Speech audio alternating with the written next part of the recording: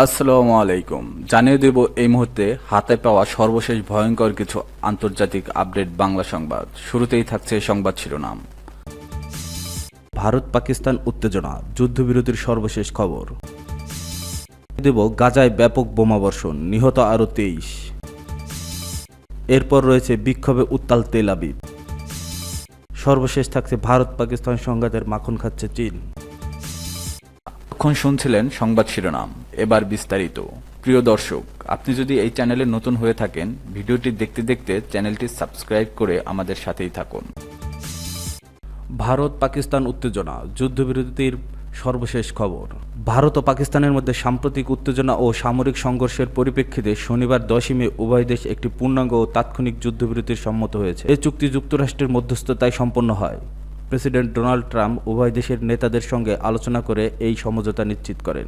যুদ্ধবিরতি ঘোষণার পরও কাশ্মীর অঞ্চলে সংঘর্ষের খবর পাওয়া গেছে। ভারত পাকিস্তানের বিরুদ্ধে যুদ্ধবিরতি লঙ্ঘনের অভিযোগ তুলছে, অন্যদিকে পাকিস্তান ভারতের বিরুদ্ধে একই অভিযোগ করছে। উত্তেজনার ফলে উভয় দেশের বিমান চলাচল ব্যাপক বিঘ্ন ঘটে। ভারতের 32টি বিমানবন্দর 14 মে পর্যন্ত বন্ধ ঘোষণা করা হয়েছে এবং পাকিস্তানের 17% ফ্লাইট বাতিল করা হয়েছে। জিও নিউজের খবরে বলা হয়েছে, পাকিস্তানের 150টিরও বেশি ফ্লাইট বাতিল হয়েছে। দেশটির করাচি, লাহোর, ইসলামাবাদ সহ বিভিন্ন শহরে বিমানবন্দর থেকে ফ্লাইট বাতিল হয়েছে। পাকিস্তান অপারেশন বুনিয়ান মারসুস চালু করে ভারতের আগ্রাসনের জবাব দিয়েছে। প্রধানমন্ত্রী শাহবাজ শরীফ এই অভিযানে সশস্ত্র বাহিনীর সাহসিকতার প্রশংসা করেছেন এবং তাসকুকুর উদযাপনের ঘোষণা দিয়েছে। আন্তর্জাতিক সম্প্রদায়, বিশেষ করে চীন, কাতার ও জাতিসংঘ সাধারণ পরিষদের সভাপতি এই যুদ্ধবিরতি চুক্তিতে স্বাগত জানিয়েছে এবং উভয় দেশের মধ্যস্থতায় শান্তি প্রতিষ্ঠার আহ্বান জানিয়েছেন। যদিও যুদ্ধবিরতি কার্যকর হয়েছে, সীমান্ত অঞ্চলে বিক্ষিপ্ত সংঘর্ষ এবং পারস্পরিক অভিযোগের কারণে পরিস্থিতি এখনও উত্তেজনাপূর্ণ। উভয় দেশ শান্তি বজায় রাখার অঙ্গীকার করলেও বাস্তব পরিস্থিতি এখনও স্থিতিশীল নয়। গাজায় ব্যাপক বোমাবর্ষণ, নিহত আরও 23। ফিলিস্তিনের গাজার উপত্যকায় ইসরায়েলি হামলায় কমপক্ষে 23 জন নিহত হয়েছেন। এদের মধ্যে বেশ কয়েকজন শিশু রয়েছে। গাজার স্বাস্থ্য মন্ত্রণালয়ের বরাতে আল জাজিরার প্রতিবেদনে এ তথ্য জানানো হয়।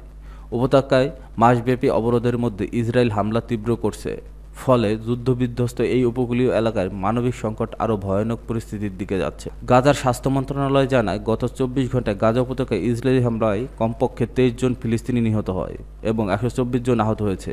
আহতদের অনেকেই অবস্থা আশঙ্কাজনক। মৃত্যুর সংখ্যা বাড়তে পারে। তথ্য অনুযায়ী শনিবার 10 মে সন্ধ্যায় দেইর আল বালাহর কেন্দ্রীয় গাজা উপত্যকায় একটি তাঁবুতে আশ্রয় নেওয়া বাস্তুচ্যুত পরিবারের উপর ইসরায়েলি বিমান হামলায় 4 জন ফিলিস্তিনি নিহত এবং আরও কয়েকজন আহত হয়েছে।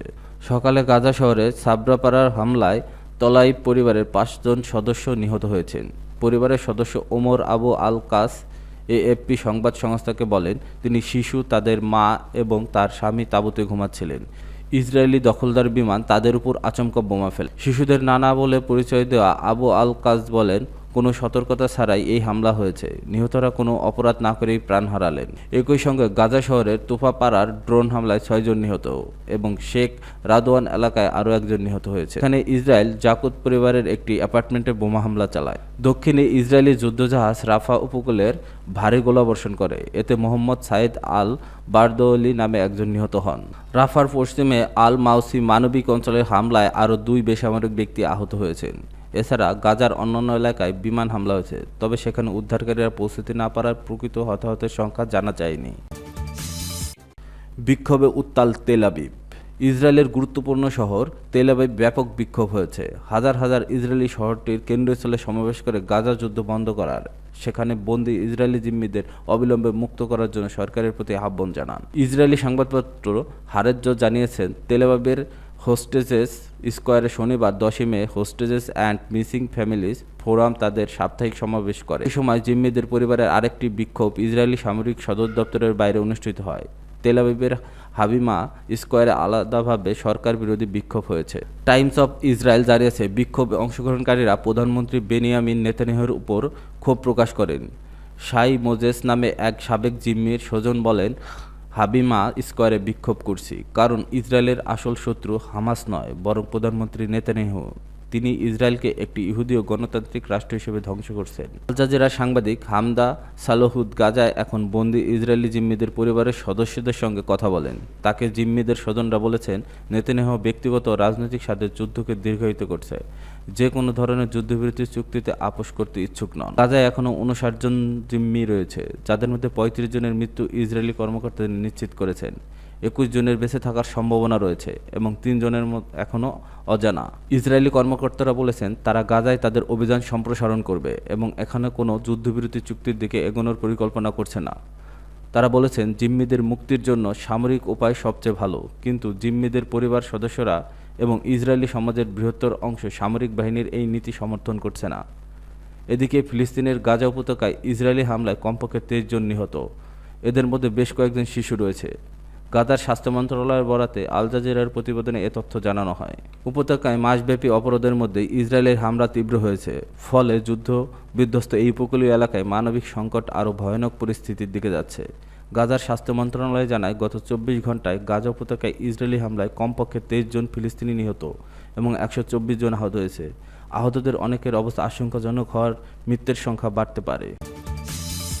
ভারত পাকিস্তান সংঘাতের মাখন খাচ্ছে চীন। কাশ্মীরে সন্ত্রাসী হামলার জেরে ভারত ও পাকিস্তান সংঘাতে জড়িয়ে পড়ছে, যা চীনের জন্য একটি সম্ভাব্য মূল্যবান গোয়েন্দা তথ্যের উৎস হয়ে উঠছে। এই সংঘাতে চীন যুদ্ধবিমান ও অন্যান্য অস্ত্র ব্যবহার করছে ইসলামাবাদ। পাশাপাশি এই লড়াই বেইজিংয়ের জন্য হয়ে উঠেছে বাস্তব যুদ্ধের পরীক্ষাগার। বিশ্বে চীনা সামরিক প্রতিরক্ষার ক্ষমতা কতটুকু কার্যকর তা প্রথমবারের মতো পরখ করার সুযোগ পেয়েছে বেইজিং, যা তাদের প্রতিদ্বন্দ্বী ভারতের সামরিক প্রযুক্তির সক্ষমতা ও দুর্বলতার বহুমাত্রিক বিশ্লেষণ সহায়ক হবে। এর মধ্যে চীনা যুদ্ধবিমান দিয়ে পাকিস্তানি হামলায় ভারতের যুদ্ধবিমান ভূপাতিত হওয়ার খবর। বেইজিংয়ের চেংদু এয়ারক্রাফট কর্পোরেশনের শেয়ার মূল্য বেড়ে গেছে, আর চীনা প্রতিরক্ষা কোম্পানিগুলোর শেয়ার মূল্য হু হু করে বাড়তে শুরু করেছে। নিরাপত্তা বিষয়ক বিশ্লেষক ও কূটনীতিকদের মতে চীনের সামরিক আধুনিকীকরণ এমন এক পর্যায়ে পৌঁছেছে যে তারা এখন সীমান্ত ঘাঁটি, ভারত মহাসাগরের মোতায়েন নৌবহর এবং মহাকাশ থেকে তাৎক্ষণিকভাবে ভারতের পদক্ষেপ ঘনিষ্ঠভাবে পর্যবেক্ষণ করতে সক্ষম। সিঙ্গাপুর ভিত্তিক প্রতিরক্ষা বিষয়ক বিশ্লেষক আলেকজান্ডার নীল বলেছেন, গোয়েন্দা দৃষ্টিতে থেকে এটি চীনের জন্য নিজেদের সীমান্ত ঘেঁষে একেবারে অপ্রত্যাশিত এক সুযোগ তৈরি করে দিয়েছে, যেখানে তাদের একটি সম্ভাব্য প্রধান প্রতিপক্ষ জড়িত। 2 মার্কিন কর্মকর্তা বলেছেন, চীনের তৈরি J-10C নামের একটি পাকিস্তানি যুদ্ধবিমান ভারতের অন্তত 2টি যুদ্ধবিমান ভূপাতিত করেছে। ভারতের ওই 2 যুদ্ধবিমানের একটি ফ্রান্সের তৈরি রাফেল। ভারত তাদের কোনো যুদ্ধবিমান ভূপাতিত হওয়ার কথা এখনও স্বীকার করেনি।